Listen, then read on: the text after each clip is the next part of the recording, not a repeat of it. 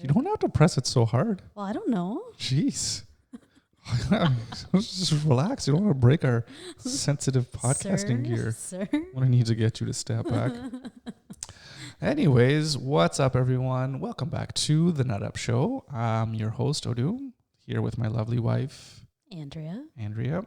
And on this podcast, we talk about all the things that we're trying to do to nut up and live the life that we want to live. Kind of design that life into what we want.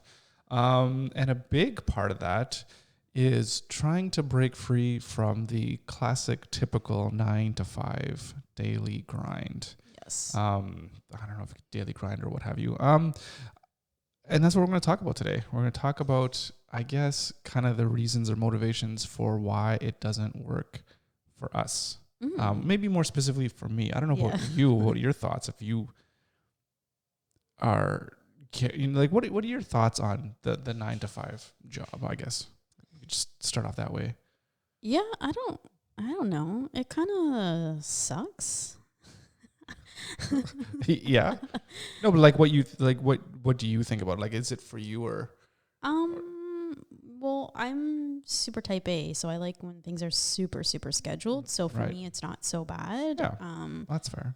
But again, I mean, I think it sucks if you have kids that have, in school and you want to go to some whatever assembly they have or a play or whatever ceremony or something. Because I remember like when the kids were in school, they had something like every week. Yeah, there's always something going on. You can't go to that if you're stuck at your job. Right. But then if you love your job, then it's not an issue. Right. Like that's the thing. If you love it, then it's just fine. Yeah, and I think that's, you kind of hit the nail on the head there, is that some people like to have the structure and some people don't, because you can still, I think you can still love your job and what it is you do, but absolutely hate the structure of the whole 9 to 5 world. And it's funny because of the pandemic, there's been I think there's been a big shift too in how companies perceive actual work now. Yeah. So that's something we could talk about that. Go ahead. No, go ahead. No, I just wanted please. to say something before you moved on to that. Yeah, go ahead. The one thing I will say is sometimes when I worked at the pharmacy, it was still 8-hour kind of shifts. But what was kind of fun about it was you had shifts at different times. So you could be an 8 to 4, 9 to 5. And then I worked the 4 to midnight, which was, it kind of sucked for sleep. Because by the time you get home and kind of calm down from your day, you're not falling asleep till 1 or 2, which really blows. But it was fun to kind of have your full day basically, and then you just work 4 to midnight. That was kind of nice. So it wasn't your typical 9 to 5, but it was good for us at that moment because you were also working full time. So I had the full day with the kids, and then you had them in the evening. So it kind of worked. It was sucky, physically, I don't think I could do it that much longer, but because the sleep was really rough. But it's funny you mentioned that. For me, that would be kind of the worst thing, because every day is different. And then how do you structure everything around that? Because you're you get the whole day to spend time with the kids, but it's you're working 4 to midnight, you're not getting bed to 1. So you're sleeping in. You should be sleeping in. Say you want to make sure you get your 8 hours. Yeah. Then you're going to be waking up later in the day anyways, and you're not going to have as much time as if you did wake up at, say, 6 a.m. Yeah, right? But I wouldn't sleep in. Well, that's why I'm saying that that's leads to a pretty big problem. Yeah, exactly. But I'm just saying, it doesn't have to be like that. Some jobs aren't like that. Some jobs, are afternoon shift or midnights or whatever. So, anyways, just to throw that out there. Because my dad, working at the factory, he did the 3 different days, nights, and days. Well, he had a sweet shift. I remember that it was, he'd work 2 12-hour shifts on Friday night, Saturday night, or Saturday night, Sunday night, whatever. Either or, yeah. And then he had and that was it. So it's 2 days on, and then the whole 5 days off. Yeah. So which is nice. And you hear a lot of people having cool shifts, 2 weeks on, 2 weeks off, or kind of thing, or whatever. Yeah. You see helicopter pilots working on oil rigs or whatever. You hear that they fly in, and they, even when they're working, they're just there waiting for flights or whatever. Yeah. Exactly. Anyway, that's. Yeah. So I just want to throw that out there because I don't think it's not, you can't paint everybody with that. No, I'm not. We're not trying to. Yeah. So yeah. But I think it's that idea of being obligated to work within specific hours. That's what bothers you. It doesn't bother me, but I'm just saying, okay. I think that's what we're not saying to like 9 to 5. It's Right, just like being obligated to work. Right. And so I want to give a little context for me, because this is why it's really important for me, because it's not even so much of the obligations of the hours.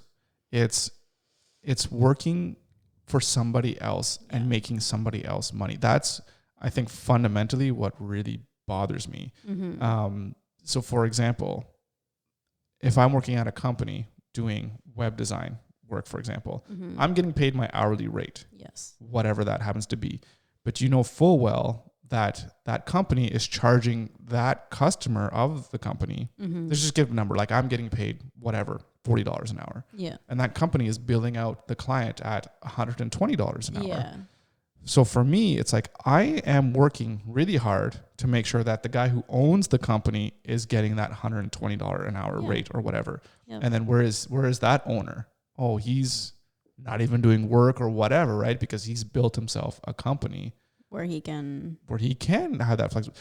And that's where I want to be. Yeah. And it's not, so it's not that I have a grudge over those people or whatever, because it's like, I want to get to that place where I can have a company that basically makes me money and I don't even have to work. So two things though that I'm going to push back on is, even if you're the big boss, you have it's not like you're not working. There's other 100%. bigger responsibilities that you're going to have, right? So you're not escaping that. Oh, so clearly. Number one.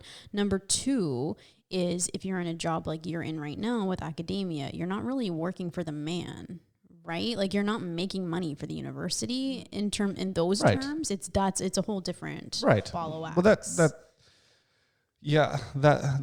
that is true. So to your first point, you're 100% right in that.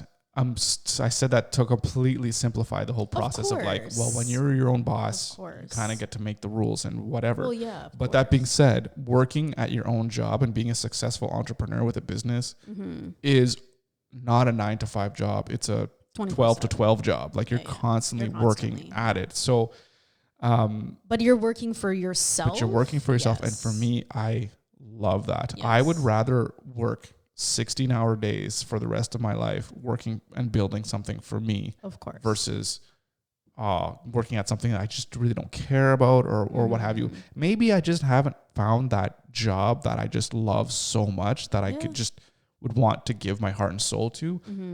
Well, I did once, and then my heart was torn and ripped away completely. I mean, we'll talk about that. Well, let's start with that. Let's start for like the beginnings for me as to maybe why I feel this way and why it's such a drive for me to try to create something of my own. So my first job that I ever had was delivering newspapers. It was for the Sudbury Star, and it was fine. I was, you just deliver papers and you collect money. Have you ever done paper route? No.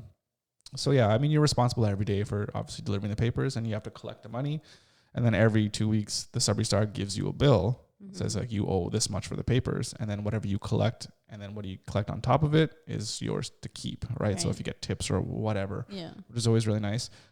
So there's one time the Sudbury Star created this other type of off paper that you'd have to deliver to people that weren't subscribers, and you'd have to throw it in their yard. And remember where I lived, the houses were so spread out. Like, it took me a long enough time just to deliver my 35 papers or what it was. You have to almost split the route in half, because it's just like, even with a bike, it took a long time. Anyways, so I had to deliver that stuff to all these other things, and I just didn't do it because I wasn't collecting anything. I just had to throw it. So I just ended up stacking it kind of like somewhere on like the side of the house. It just got stacked.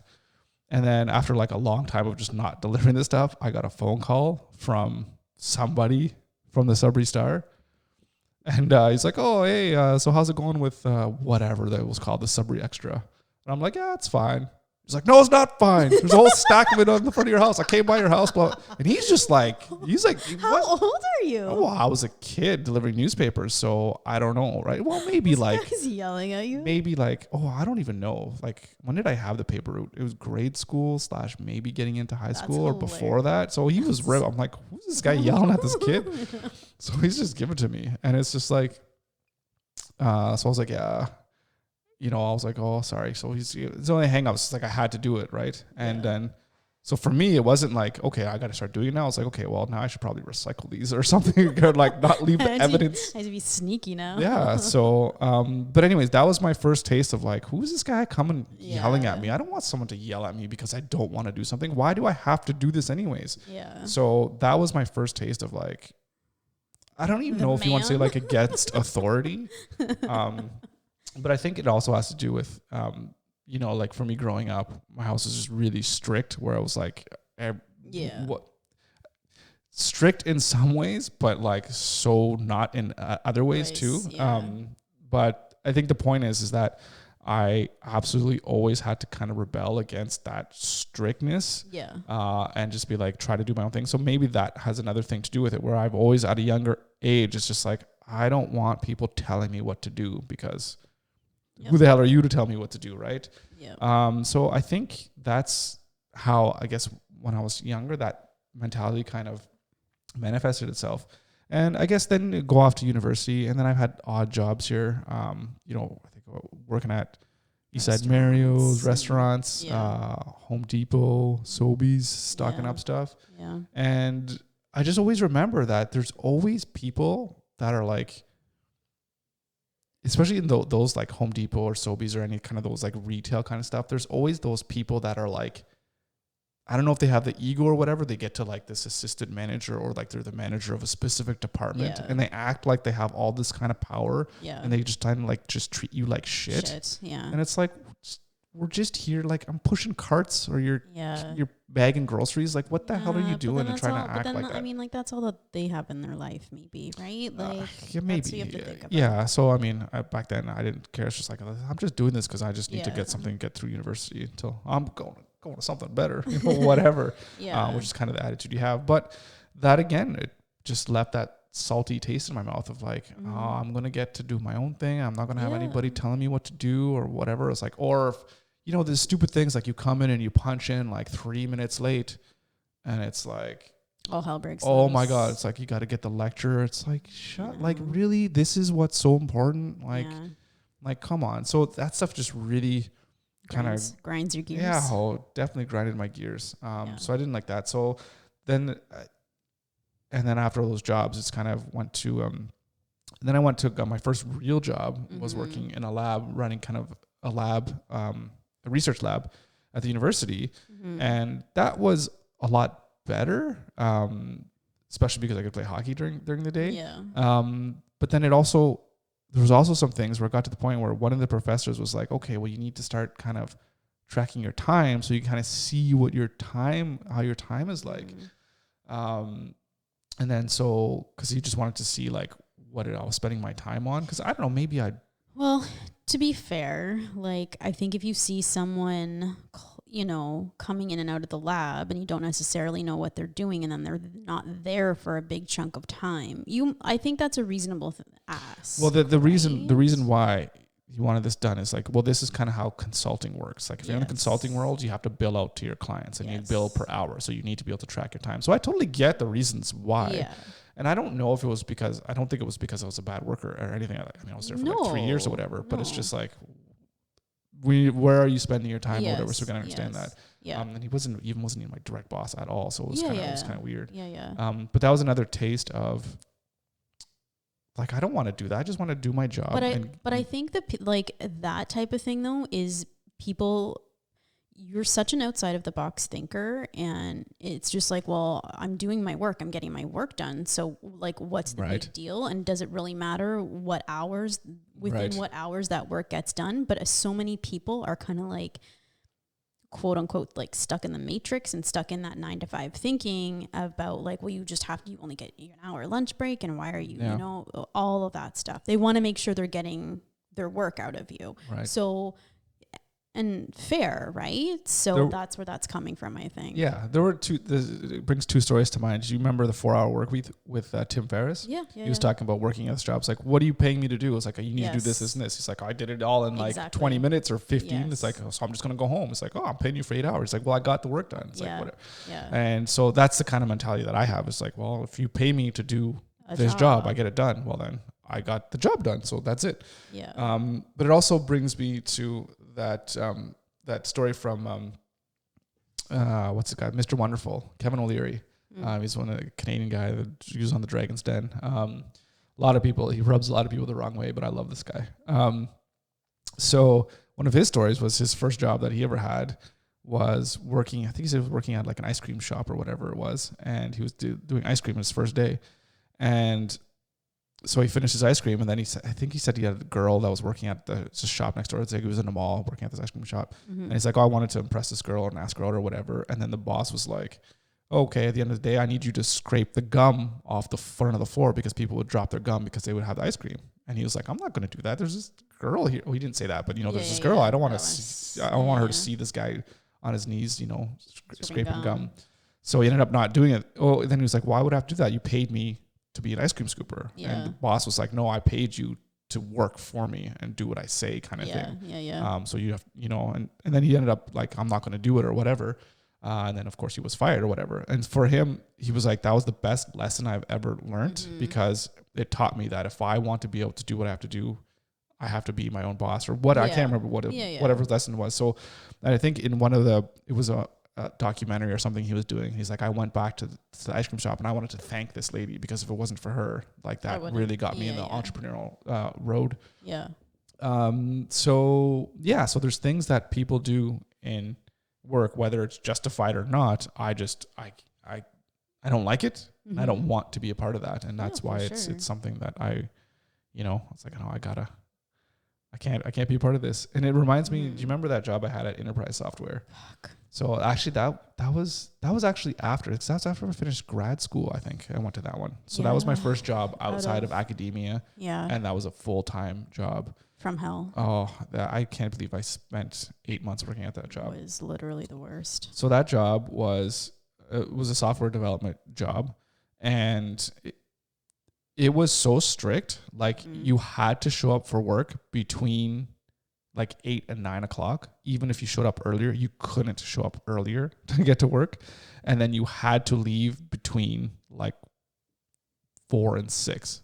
So you had to get your hours in between a specific set of hours, and you had to take your lunch even between a specific set of hours. Like your lunch had to be between like 11 and 1. And there was like no reason for that because this was a small company. It's like a small web design firm that had one client, a big client, but had one client and had 4 employees working in this kind of makeshift barn in this guy's property. So it wasn't like you're like customer service, like no. Yeah, so it wasn't even like you had to be on for customer service or anything like that. It wasn't that at all. I'm just trying to see it from the other side, but there was really no reason. There's no if you look at it today, it would be a job where like everyone could be remote. Yeah. Because you're literally just coding. Everyone would sit in the office and put their headphones on all day. Yeah. And that was it. So there was and people coughing around and spreading disease. That's a whole other issue. Let's not even talk about that. We can, but that was hilarious. Fuck. But so this job was so strict. I hated it so much. Mm-hmm. And this is my first job outside of university. And I think the lessons I take from that now is I would not settle for this because even after the first day, I was like, I hate this job. This is the worst job ever. And then everyone was giving me advice on just stick it out, just hang in there. You might not like it, but it pays the bills or whatever, and just stick it out. So I ended up staying there for 8 months until I actually got fired because I hated it so much that I guess I just wasn't doing a good enough job. I don't think that was the truth. I think you still did a good job regardless. They just didn't like you. Yeah, I don't even know why. I didn't do anything. There was so many other issues with that job. It was not because you were not doing your job. Like, let's just say that. Because regardless of whether you like a job or not, Odum, you always do your best. Yeah, well. So it was, like, I'm just saying, don't say that because that's not true. All right. Well, fair enough. I appreciate going off my back. But they were, I cannot overstate this. They are the worst kind of people ever. Just to say So this is how bad it was, and this is how it really kind of really pushed me towards the end. So like I have to do something because that's the same time I was doing. That's when we started giving it away. Yeah. When I was doing that, and it was that which was ended up starting off on a really good foot. But that was anyways. Well, that's another story. Yeah. So I remember I'd sit down at that job. I'd get at my desk at 9 o'clock, and I'd turn on the computer and be like looking at the clock being like, when do I get to go home? Yeah. Because I know I'd have to be there for at least 8.5 hours or Yeah. whatever it was. No, at least 9 hours, because you could only take your break for whatever, and you had to take at least this much time. Yeah. And it was also really bad because you had to track your time per 15 minutes. So everything you were doing. And so ridiculous. so there was a couple things that were really bad. So number one, I remember that I would go in and I'd turn my computer on and it'd be like 9:01, literally 1 minute late. Yeah. And then, you know, I'll just get to work or whatever. Yeah. And then I would get an email. I remember the guy who's typing away, like in the other side of the room, typing away for like 15 minutes, just typing. And then, 9:20 or whatever, I get an email of like, why it's important to follow the rules, why you got to blah, blah, blah. And it's like, this is really number what you're one, spending your time why on? didn't you just come talk to me? Be like, oh, you're late. And it's like, and it's not like this happens all the time. This was almost like the first time I was late. It's like this big, long thing. Yeah. And it's like, what are you really for This is what you're wasting your 1 time minute? on? Yeah. Maybe you should be looking for another client and not put all your eggs in one basket. Right. Well, there's a reason why they're not in business anymore, Yeah. but that's another story. So that was one thing. It's like all these kinds of things. And then also because the job was so boring, because you had, literally felt as if you had like a ball and chain stuck to your ankle and like you can't leave your desk because number one, you have to track every minute that you do. And then anyway, so the only respite that I would get would be like, oh, I gotta get up and do something. So I just go to the washroom. Yeah. And be like, oh, I'm gonna like take a shit in quotes and just like play like a game of chess on my phone or something like that, right? So I do that, and then maybe a couple of times you're on your phone, maybe you get carried away, you forget the time or whatever, right? So then I get back from my one day, whatever happened, I had this big long email saying, if you're going to be in the washroom and you're going to whatever take a certain amount of time or whatever, we need to have a doctor's note to make sure that if you're going to be on the toilet for so long that it's like a medical issue for why you're in the washroom for so long. Is it like, and I'm just like, and it's not like I was in there for like half an hour or 45 minutes, right? Like maybe it'd be like 5 or 7 minutes or whatever the hell, right? Could you like, even write that email? I should have kept it. You should have framed it. You should have, because that's hilarious. So anyways, so that job, like I should have, so this would be my advice to somebody. I mean, it's tough to say because like you needed the paycheck, right? Yeah. But like we've always learned, no matter what happens in life, whenever there's something bad happens, it just forces you to do something else. Like there's always another job that I could find or that whatever. Yeah. Like I should have been like, thanks, but no thanks. Yeah. I quit. I can't do with this, and just go find something else, right? Spend another 2 weeks throwing out resumes or whatever. Like for me, whenever I've spent my time to go out and look for a job, it only never had a problem. It's within the span of a week I start hearing stuff back and getting interviews and all that stuff kind of set up. So if you're at a job that you really detest, and like I don't even know what I don't think it was stressful, but it deflates everything. You come home and I don't remember how I felt, but I probably must have felt so shitty. It was every single day. So, and it was like a really rough time. Like that, that was also time in our life was really, really hard because we were still dealing with like the autism diagnosis. Right. So like I wasn't even able to be supportive to you because all I'm dealing with is, like 4-year-old with severe, issues. And then also then a 2-year-old at the same time. Right. So it's like, I couldn't even really, everything was siloed for us. I was dealing with all this stuff because I was dealing with like, I don't know how many different agencies, and how many different therapies, plus a preschool, plus, everything. And then also we had a 2-year-old that I also had to give attention to as well. And then it's just like, I can't.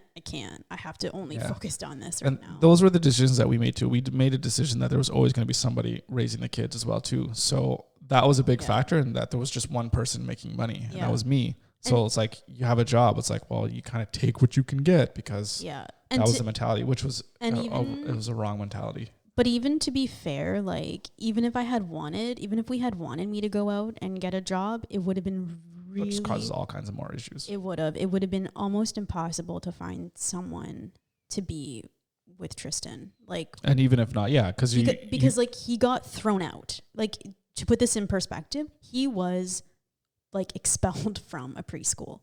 So even when we found a preschool to put him in, like he wasn't allowed to be there. Right. So trying to find like before and after school, like, or whatever care, full-time care, we wouldn't have been able to do it. Yeah. So you remember that when he got kicked out of that preschool? Was that the one that Maya went to as well? No, that one was just fine, but that was just like 2 hours a day, like 3 times a week. I don't remember. Yeah, this was at the university. Do you remember that one? Oh. Yes. Right. Right, eh? Yeah. I remember. Oh. That was horrible. That was so horrible. Because they're like, yeah, you can't come here anymore. Yeah, exactly. Yeah. Yeah. So this is what I'm saying is like, even if I had wanted to go, even if we made the decision for me to work, trying to find someone to care for him would have been next to impossible. And then it would just be also really expensive, right? So it's I was just going to say, even if you do, you get a job that pays $2,000, then we got to pay $3,000 a month just to pay somebody to watch or whatever. That's the point. Is like my income, anything I make, would have gone to childcare. Right. So it would be pointless. Yeah. So yeah, it was a really tough time. It was. And we just moved into a new place too, which was more expensive. I mean, that's just how things were. What was it? I think it started at $1,300 a month. Yeah. I think it was whatever. Like but we were at the grad student townhouses, which were, I think, just under $1,100 a month. Yeah. And then we moved to this place, which was kind of one of the cheaper places you go, unless you go live in some place that's really kind of no thanks. sketch or whatever. Yeah. Which some people, you have to do what you have to do, right? You have to live where you have to. But we wanted to get something a little bit better for the kids. So it was a little bit more expensive, but yeah. So I mean, I think that job was paying after taxes like $2,800 a month, and with rent being 14 or 13, so it's like half of it just going to rent and then whatever. I mean, we were fine. I mean, like anything, you just get enough to pay the bills, and it was fine. Yeah. So, but I shouldn't have settled for something that caused me so much more distress, because it's, number one, you hate what you're doing, and then it's like, what are you doing for like your career? Are you even moving that along? Yeah. And then it seeps into every aspect of your life, right? Like you talk about your mental health or whatever. There's definitely not even any talk of that stuff back in the day. That wasn't even like that's not that long ago, right? Like, and now it's like mental health that's all over the place. Right. Yeah. But there's still some stuff, even stuff at work. Some people are like, oh, I just don't get it or whatever. But that's fine. That's not the point of this. We'll leave that for another day. So that was a really big experience for me. It was like, I have to get things going. So at the time too, after I graduated university and started this job, that we tried my first hand of creating like a business, and that was Giving It Away, which was supposed to be this, it was online place where people can go and enter contests and win prizes. But at the end of it was supposed to be a marketing company where people can go in and hire our services, and then we'd help promote their products through contests and giveaways. And I think, to be honest, I feel like the way it was almost before its time, because that's how people do it now, but they do it in different ways, whether they're sponsoring videos or whatever it is that people are doing. So they do it in different mechanisms, but so it's, and there was other things too that made it so that didn't work, but it was definitely the business that made us the most money, because I don't know how much money we made from it, but we made quite a few thousand, but we also spent quite a few thousands of dollars as well too. Yeah. So there was lessons learned there. But so that's when I really tried to start to create my own company. But I think for sorry, well, go ahead. I think for us, in terms of like why 9 to 5 doesn't really work, is because even before we had kids, it was always talked about that we did want one of us to be home with the kids. And that's, and we've kind of gone back and forth with that. Like, obviously, for the most part, it's been you that's been working, but like I've had jobs off and on as well whenever I've needed to like push help comes out to shove. If I can, like, then, because once the kids were in school, like I had that one job with a nonprofit. And we just kind of made it work, right? But always someone has been home, but that's why 9 to 5, because of, and and I hate when people say like, oh, you're so lucky you get to be a stay-at-home mom. Well, it's not luck. Like, we have sacrificed a lot, right? By having one of us be home all the time. But that's just where our values are, and that's what's important to us. It doesn't mean it's better than anybody else or that we're luckier. It's just how we choose. You have to do things for you. I mean, if you think about, if we would have both done stuff to get careers or whatever, I mean, combined, we'd be making close to, $200,000 salary combined. but that's not what we value. Exactly. But money isn't our motivator. Like in those terms, it's about exactly. And then being thrown the autism card. I mean, that just was just it was just a necessity. Someone had to be home. So so that's a good point. Yeah. So for me, yes, there's that somebody always wants to stay home with the kids, but more fundamental to my core is I always want to be able to do what it is I want to do when I want to do it. Yeah. I don't know if it goes to like, we always talk about this, how a lot of people have trouble asking for help or whatever. But I also have a lot of trouble just asking people to do things that I feel that I should just be able to do. So what do you mean? Give an example. So even at a worse example is like at that job that I wasn't allowed to go take a shit for a certain amount of time. Like you literally have to ask permission to go to the washroom. Yeah. Or like I have to ask permission to go watch my daughters play. Or I have to ask permission if I need to go to the dentist or whatever. Yeah, they'll say yes or whatever. But it's, even the fact that I have to ask to me is just like, I don't want to live that way. Who are you? You're not even my family. You're just some person that pays the bills, right? Like it's just, to me, it's degrading maybe is the word. I just feel 100%. Like it's so, like indentured servitude. That's how it feels. I know it's stupid, but people are like, oh, you're blowing it out of proportion. But I mean, I think the whole way that the whole system is set up is, like you said, it's basically like slavery. It's almost like voluntary slavery in the sense that you trade your time and then you get money, but you are indebted to that person. And you have to basically do whatever they say, because it gets, the way I call it into that slavery aspect of it is that if that provider says, or an employer says, I'm not going to pay you anymore, how are you going to pay for your car? How are you going to pay for your house? How are you going to pay all these things? Like, you don't have a choice. And that's what we were like. It's like, I don't have a choice. I need to have this job. So that's such to be fair though, like, your experience with Enterprise was so extreme. And I don't think most employers are not as like controlling as that guy was. And it's not a big deal. If you need to go to a dentist, then you go to the dentist. Have you been hearing the stuff that's talking about Amazon? Or what about all the other different places in the world? There's so many places that have... Okay. I know.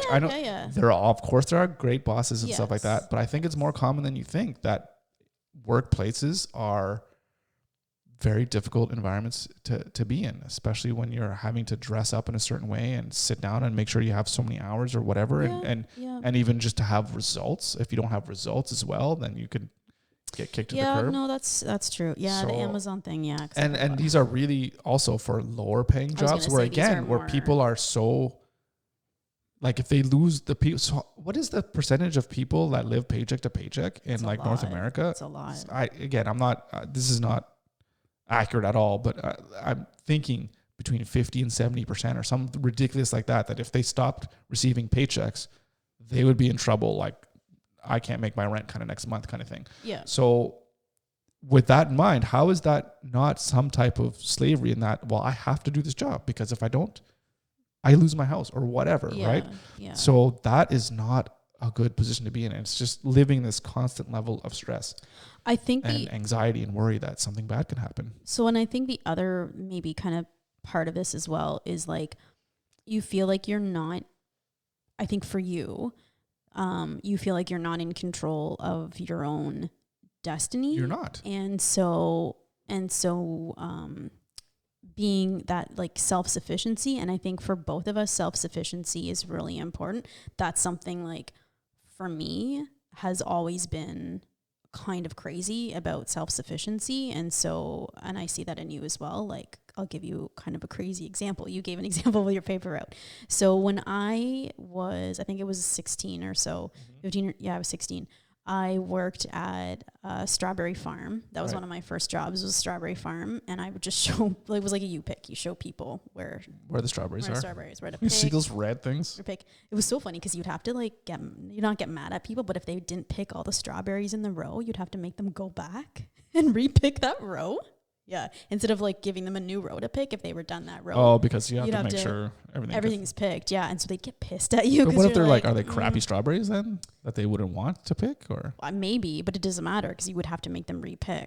Yeah. I'd be Anyway. like, I'm not listening to you. Anyway, so this place, if anyone's listening that's from Dorchester, everyone knows it, like where Heman's is. Heman's is like the main kind of nursery, and that's where you do all your strawberry picking. in the Dorchester, summer. Ontario. Yeah, It's yeah. not a small town outside of London. Yeah. So Heman's isn't too, I don't know how many kilometers it was from my house at the time, but it was far enough. Like, I'm going to say at least 10K. Probably more than 10K away from my house. So I didn't have a car I could drive. I drove myself, or someone dropped me off at work. And this is the other thing, is sometimes they would send you home early. So then you'd kind of be, if you didn't have a car, you were kind of fucked because it's in the middle of nowhere. Yeah, they send you home early because like, oh, there's not enough people, work, right? so we're not going to pay Yeah, you your exactly $8 or whatever. So the hell it is. they would send me home. So the one day they sent me home early, I didn't have a car, and I was like, well, what the fuck am I supposed to do? I'm not gonna wait around here until mom or dad can pick me up in like 5 hours, and it was gonna be like a long wait, and I was like, might as well walk. fuck it, I'm gonna walk. So which is dumb because it's like 10K. it was way further than that. I'll look it up, and it was longer than 10K. But yeah, I just started walking home because I was like, fuck it. I'm not waiting. I'm not waiting for anybody. I'm just going to do this shit myself. So, but that's how I am with everything, and being short as well. It's just like, I'm not waiting around for someone to reach something for me. I'm just going to fucking do it myself. Yeah. So that self-sufficiency, I did actually, one of the teacher, she was really nice. She was the guidance counselor. She saw me walking on the road and picked me up, and I knew her, so it was okay. Right. So she'd pick me up. Can't do that nowadays. You can't do that now. I'm like, I ain't picking up anybody. No, I'm sure I would have been murdered for sure. No, I mean, no, it's the other way. Well, if I was that the as teacher, well. I'm like, I'm not getting Oh, close yeah. to being in close quarters with a student. It No was way. well, yeah, but it was such a small school, and everybody knows each other. So Mess it was around. really cool that she stopped and then took me home. But that's the thing. I mean, that's the other thing with employers. Like, they have such control over you. It's like, oh, I don't want to pay you anymore, so I'm just going to cut your shift short. Yeah. It's like, you can't. How can you even do that? Like, this is my job. And there should be a contract. I'm going to be here for you. You should be here for me. yeah. Right? Well, and what was shitty about it too is like, again, it kind of went with seniority. So I was like lowest person on the totem pole, and even though there was other people there that had a car and could have gone home in their car, it doesn't matter because I'm the lowest person. You know what so you you need? go home first. You need a union. That's what you need. We're not going to stand for this. But to be fair, like working for a union, it's a whole different mentality. When I worked at Sayers, it was a different thing. There was none of this, I'm going to ask permission. It's just like I'm going to stay a little bit later on my shift to help out. No, the attitude was, I'm done. I'm gone. Like, fuck you. Yeah. That's a union's a whole other story at Dalhousie. There was that vote for union actually. Yeah. What happened with that? It's still you don't know? like, yeah, how long does it take? I don't know. There's lots of you hear different stories from depending on whose side they're on, because there's people that are pro union and people that aren't union, and I totally don't want to union, so I voted no. Pros and cons. Well, of course there's pros and cons, but I mean, for me, it's like anyways, I don't know. Like, I could see it for some place like Amazon or whatever, it makes sense, but like for Dalhousie, for me, it's like there's nothing that they're going to be able to do that's going to make my job any better. All they're going to do is take money out of my paycheck and then give it to all the union. Sorry, I get so angry. Anyways, but the point is like, it's that self-sufficiency that I think for both of us is always is a highly held value that we both have, and so not being the masters of our own destiny, I think is for both of us is a big value. Yeah, that's what it is. Like, for example, this is what we want. We want to be able to buy land, build our house, and have a farm, and just kind of just live off the land, and just like, I'm just going to do that, then I'm just going to die. You know what? I'm like halfway done my life. That's all. That's what's going to be for me. And I just want to just have something on the side that'll help pay for that, right? Whatever that things happens to be. Like, I'm not trying to develop the next Facebook or metaverse or whatever. And that's what I want. And even like right now, it's like everything that I would want to do, it's like, well, am I going to be able to do this because of my work? Do I have to tell my work about this? Am I going to, we want to move here. It's like, well, am I going to be allowed to do this? Because maybe my job will be like, well, no, you have to be in the office so many days or whatever it is. So there's all those kind of things. It's like, I don't want to have that hanging over my head. Yeah. If I want to take my family and buy this house that's on, some part of Nova Scotia that's on the ocean or whatever, and we want to live there, I want to be able to just do that. I don't want to have somebody be like, well, you know what? You can't because I need you to be in the office 1 day a week or whatever it is, whatever reason. Yeah. Right. Yeah. And and for me, that's what's important. So like, again, that's for me. For a lot of other people, they have, they're teachers, whatever, they love what they do. They have to come in. That's absolutely fine. I'm not saying that it's a bad thing for anybody to be in that kind of position. If they're, if you're living in the city or whatever, and you have all kinds of transportation and you can just kind of live wherever you want and be free, and that's totally fine. And if I wanted to be like a doctor, or even if I was a hockey player, if I was playing the NHL, you have to be there. So like, no problem, because what I'm doing, I love what I do, right? Because again, if I was to run my own company, I'm not working 9 to 5. I'm working like 7 to 7 kind of thing, or 7 to 10. Like, it's just nonstop work, but I enjoy it, and it just brings me joy and purpose and happiness, right? And that's what I want. And it's doing something for myself, and knowing that what I'm doing is providing for my family in a way that makes sense for me. That's much better than, like, I haven't found that job that I could be like, this is bringing me so much joy and happiness because I'm fulfilling some kind of whatever. And maybe it's because I don't know what that is. I don't know. Yeah. It could be. I don't know what that is.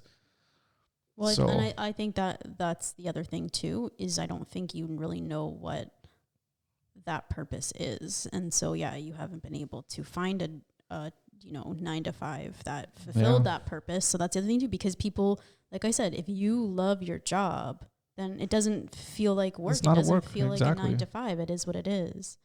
The one other thing that I just thought of that is something that I always had an issue with is if you're working at a job and if you find a better way of doing something, then that can create that dissatisfaction, those issues as well. And so I'm going to give a couple of examples. So one example would be like, there's this in terms of like wellness coaching, because that's what the business like that I want to build is to become a wellness coach, more like nutrition coach, and how to like get your kind of shit together.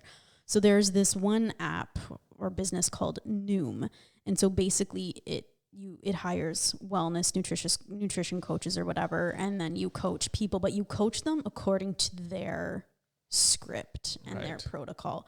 So even though of the companies. Right. So even though I could probably get a job at Noom or something similar to that, right, how I do things and how I would want to do things would probably conflict. Makes no sense. Yeah. And so even though it's the same job, it's not my way of how I would want to do things. And so I think that's a big disconnect. And so even like when like working at the pharmacy, there was a couple things where I'm like, oh my God, guys, like we could so streamline this and make this better for not just the like us as the pharmacy people, but also like for like the patients. Yeah. But it's like that type of thinking is like not patients, they're customers. We're talking about pharmacy, right? But customers. Like that type of, it's so hard to transition people, right? And especially, in jobs like that, there's always like an unspoken hierarchy and that sort of thing, and you have to play ball. So yeah, that's such a good point. I noticed that in so many things that I've done. It's like, why are we doing it this way? It's like,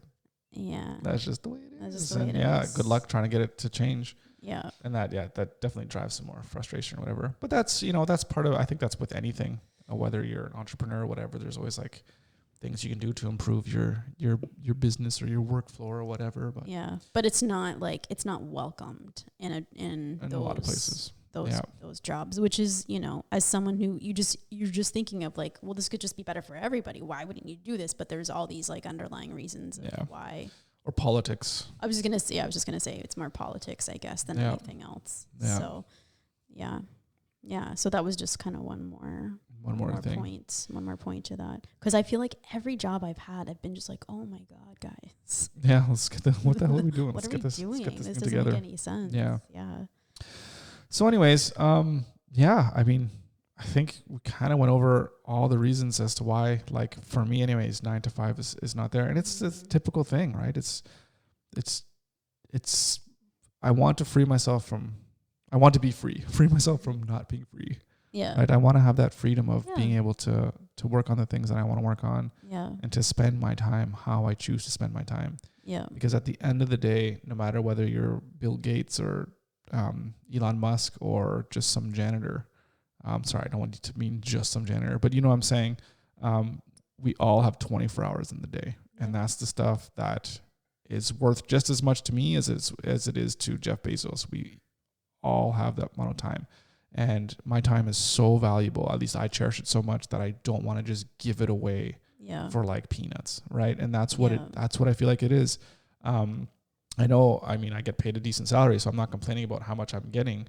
But like, how is that going to get me in life? Like, we're doing our budgeting stuff and whatever. It's like, I could work this for the next 20 years and maybe we'll have enough in 10 years to be able to put a down payment on a house. Like, it's like, how long is it going to take? Right. And then inflation and all that kind of stuff. Like, it's, you know, when I say that, for me, it feels like slavery, because it's in a way you get trapped into this rat race. And this goes back to the whole thing. I mean, with what we're doing here and NetUp and what we're trying to do with our lives and how we educate our kids and try to teach things differently and try to teach how to be responsible and take ownership of everything that you do. Mm-hmm. I think there's a huge problem with how our society is bringing up people. It's like, go to school, learn how to do a specific trade or whatever, and then go out, get an education and get a job and whatever. Maybe that worked 50 years ago when there were good paying jobs out there where you weren't getting paid so little compared to what the cost of living was. Yeah. But nowadays, I think that's a recipe for just being stuck. I mean, you look at consumer debt and all these kinds of things. It's all kind of connected. Yeah, you know, unless you're one of those people that, you know, have those jobs that pay you 6 figures and then some, and then maybe then you have 2 people making that income. If you don't have that, how are you going to get ahead unless you're so strict and responsible with your savings or whatever ever since you were like a kid and investing or whatever? But that's a long-term game, which of course can be done. Yep, absolutely. But that's hard. That's very difficult to do. Yeah. But it's also, it's not how much money you have, it's how much money you don't spend, right? So you always live within your means. So that's it's another little bit of a topic, but it's all part of it though, is finding what works for you and getting out of it. It's definitely something that we're working towards. So with all this stuff that we're doing now, my hope is that, well, I don't know, I can't say when, but I mean by next year, by the end of 2022, like I gotta have something that I don't got to, but I'll just keep trying till I die. Let's just put it that way. I'm always going to have some business, but I really want to figure out what I can do here to get free. So that's what it means to me. That's what I'm working towards. And it's not for everyone, and everyone has their own values and their own, you know. And like I said, if you're working a 9 to 5 and it's something you absolutely love, then that's amazing. But for you, for sure, it's not. Yeah. Someone's offended by what I say, whatever. I mean, I'm just saying what's good for me. What's good for you. That's what I was going to say. This is what works for me. Yeah. I'm not, anybody can do whatever it is that they want. I don't care what other people do. The bottom line is whatever. You do you and you be happy. If you're happy, that's fine. That's all that matters. Yeah. But that's why this is how it works for us. Yep. For sure. For sure. Cool. Yep. That's it. That's all I got. That's all I got too. That's all I got. Cool. Thank you for watching. Thank you for listening. Letting us, as always, tickle those earbuds. Get in there and do a little bit of a dance in your ears. And we appreciate it, as always. And we'll see you next time. Have a great week. Got it. Bye. The damn smallest crowd, but their hearts break loud. Far from ever feeling lost with me.